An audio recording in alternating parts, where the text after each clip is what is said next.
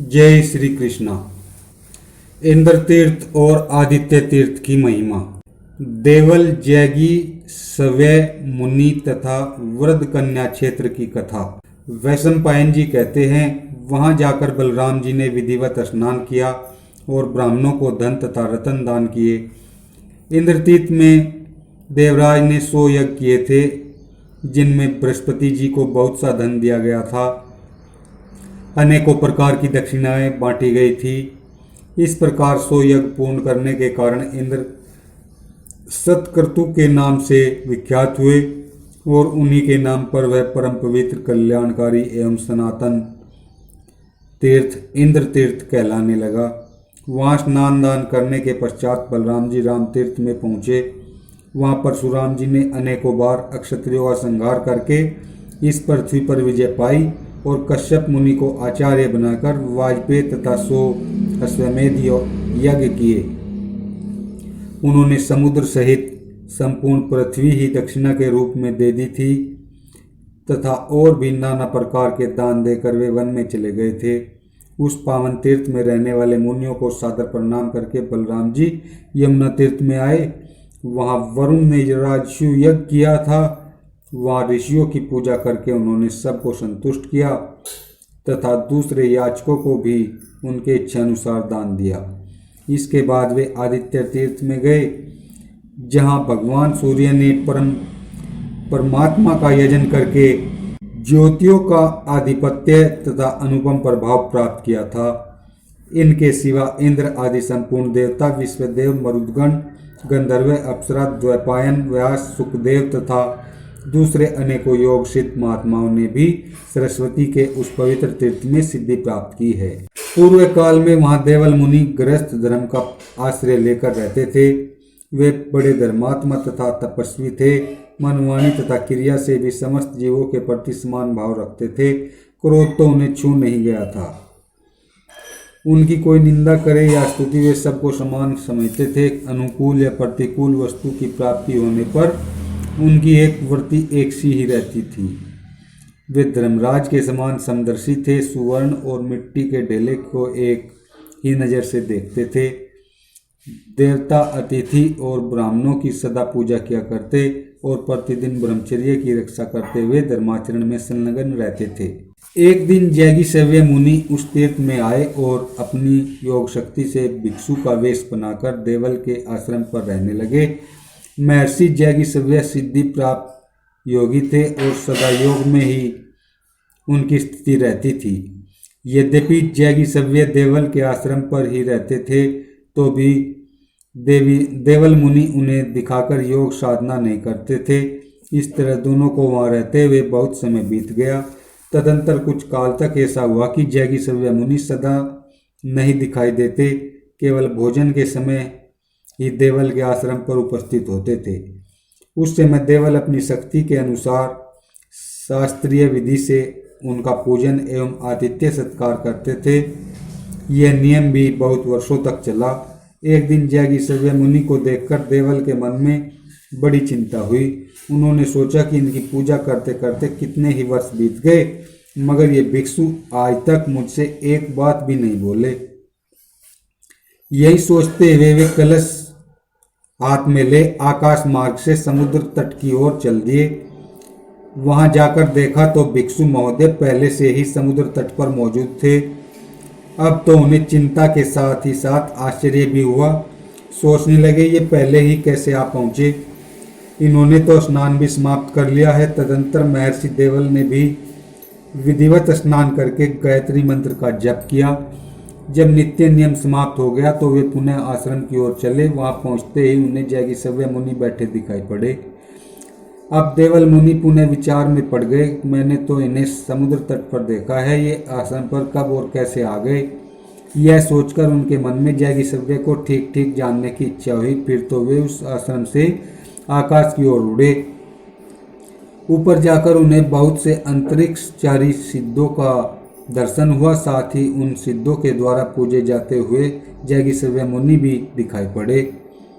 इसके बाद देवल ने उन्हें स्वर्ग लोक तक जाते देखा, वहां से पितृलोक में, पितृलोक से यमलोक में और वहां से चंद्रलोक में तथा चंद्रलोक से एकांत में यज्ञ करने वाले अग्निहोत्रियों के उत्तम लोकों में उन्हें गमन करते देखा।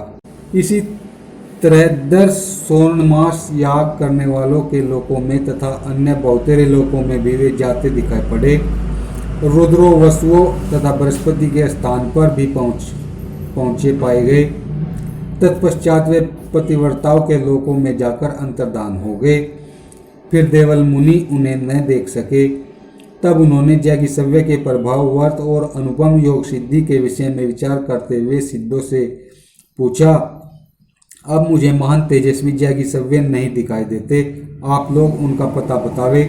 सिद्धों ने कहा, देवल जैगिसव्य ब्रह्मलोक में चले गए, वहां तुम्हारी गति नहीं है। सिद्धों की बात सुनकर देवल मुनि क्रमशः नीचे के लोकों में होते हुए भूमि पर उतरने लगे। जब अपने आश्रम पर पहुंचे तो वहां पहले से ही बैठे हुए जैगिसव्य पर उनकी दृष्टि पड़ी।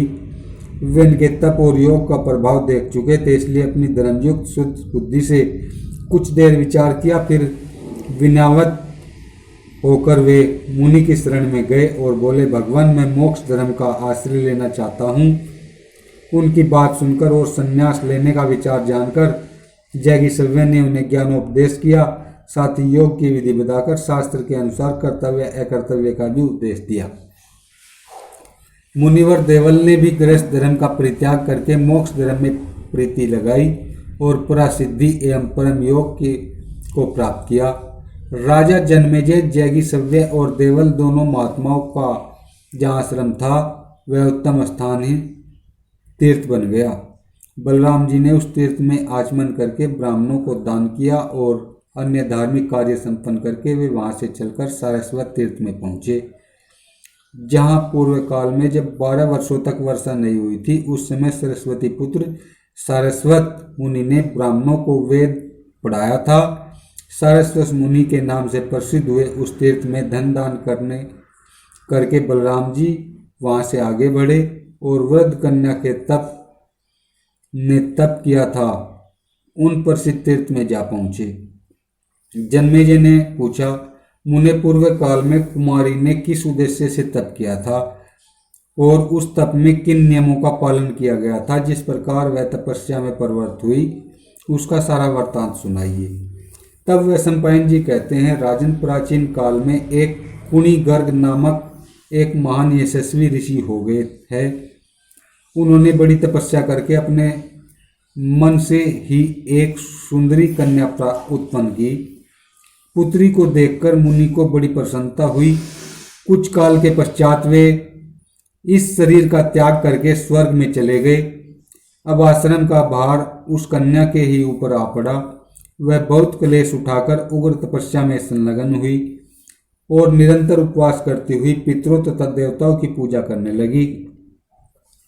उसे उग्र तपस्या करते हुए बहुत समय बीत गया। वह बूढ़ी और दुबली हो गई। तब उसने परलोक में जाने का विचार किया। उसकी देह त्याग की इच्छा देख नारद जी ने आकर कहा, देवी, तुम्हारा तो अभी संस्कार विवाह ही नहीं हुआ है, फिर तुम्हें उत्तम लोक कैसे मिल सकते हैं? यह बात मैंने देवलोक में सुनी है। तुमने तपस्या तो बहुत बड़ी की, पर तुम्हें उत्तम लोकों पर अधिकार नहीं प्राप्त हो सका। नारद की बात सुनकर वह ऋषियों की सभा में जाकर बोली, जो कोई मेरा पानी ग्रहण करेगा उसे मैं अपनी तपस्या का आधा भाग दे दूंगी। उनके ऐसा कहने पर गालव के पुत्र श्रृंगवान ने कहा, कल्याणी, मैं इस शर्त पर तुम्हारा पानी ग्रहण करूंगा कि विवाह हो जाने पर तुम एक रात मेरे साथ निवास करो। वृद्धा कुमारी ने हाँ कहकर अपना हाथ मुनि के हाथ में दे दिया। गालव नंदन ने शास्त्रीय विधि के अनुसार हवन आदि करके उसका पानी ग्रहण संस्कार किया। रात्रि के समय वह सुंदरी तरुणी बनकर मुनि के पास गई। उस समय उसके शरीर पर दिव्य वस्त्र और आभूषण शोभा पा रहे थे। दिव्य हार तथा दिव्य अंगरागों की सुगंध फैल रही थी। उसकी छवि से चारों ओर प्रकाश सा हो रहा था। उसे देखकर श्रृंगवान ऋषि को बड़ी प्रसन्नता हुई। उन्होंने एक रात उसके साथ निवास किया। सवेरा होते ही वह मुनि से बोले, विप्रवर, आपने जो शर्त की थी उसके अनुसार मैं आपके साथ रह चुकी, अब आज्ञा दीजिए मैं जाती हूँ। यह कहकर वह वहां से चल दी। जाते जाते उसने फिर कहा, जो अपने चित्त को एकाग्र कर देवताओं को तृप्त करके इस तीर्थ में एक रात निवास करेगा, उसे 58 वर्षों तक ब्रह्मचर्य पालन करने का फल मिलेगा। ऐसा कहकर वह साध्वी देह त्याग कर स्वर्ग में चली गई और मुनि उसके दिव्य रूप का चिंतन करते हुए बहुत दुखी हो गए। उन्होंने प्रतिज्ञा के अनुसार उसके तप का आधा भाग ले लिया और उससे अपने को सिद्ध बनाकर फिर उसी की गति का अनुसरण किया। राजन, यही वरदकन्या का परिचय है जो तुम्हें सुना दिया। बलराम जी ने इसी तीर्थ में आने पर शल्य की मृत्यु का समाचार सुना था। वहां भी उन्होंने ब्राह्मणों को बहुत कुछ दान किया। तत्पश्चात समंत पंचक द्वार से निकलकर उन्होंने ऋषियों से कुरुक्षेत्र सेवन का फल पूछा। तब उन महात्माओं ने बलराम जी से उस क्षेत्र के सेवन का ठीक ठीक फल बताया। जय श्री कृष्ण।